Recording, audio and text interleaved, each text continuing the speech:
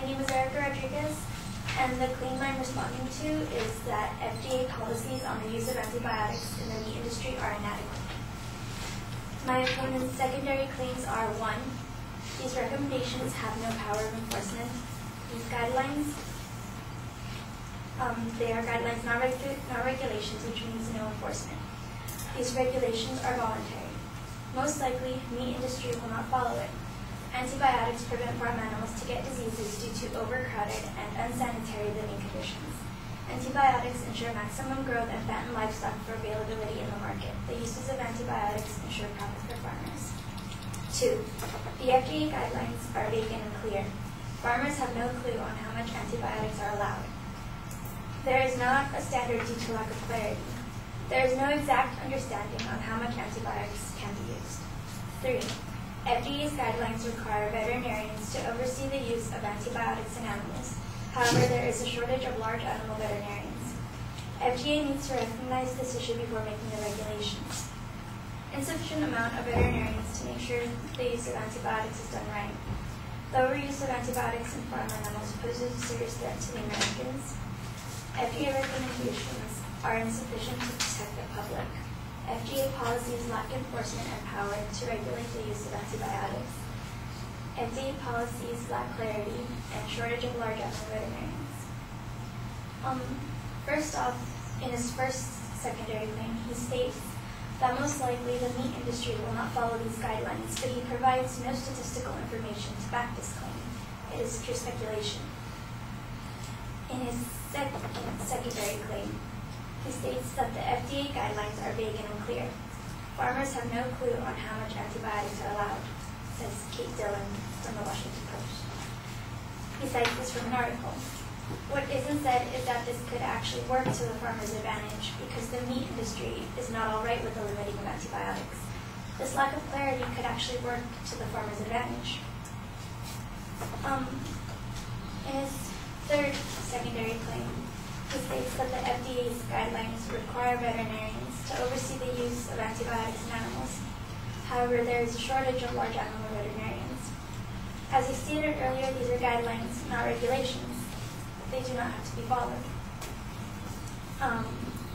So the lack of veterinarians is really not an issue. Also, he mentions that the overuse of antibiotics in farm animals poses a serious threat to the Americans. But he only mentions this once. He never previously mentions antibiotics being harmful to the Americans, and also has no statistics on that. I have come to the conclusion that this claim has many holes in it, and therefore cannot be taken as a straight fact. Thank you.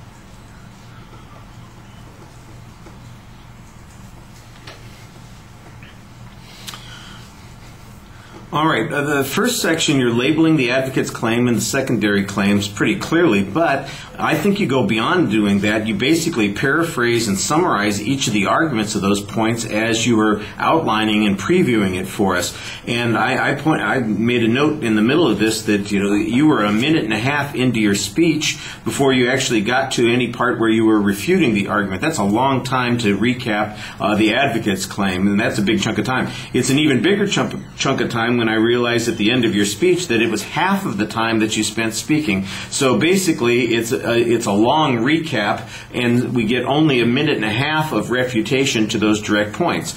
On your first point, you've got a reasonable challenge that there's no evidence that the advocate is making a big inference here, and I think that's okay. That's a reasonable press. It doesn't require 2 weeks of preparation to come up with that press, and there's no counter evidence on this point, so I'm not sure what conclusion to reach here, except that if there is any risk here, that we might want to err on the risk of safety On the second point, it's not clear to me how this is going to work to the farmer's advantage. You don't explain it. There's no evidence that suggests this. It at best sounds like it means that the farmers won't have to do any extra effort to control this, but how that provides us with any greater security or protection was not explained, and even if it has any economic advantage, that's not explained.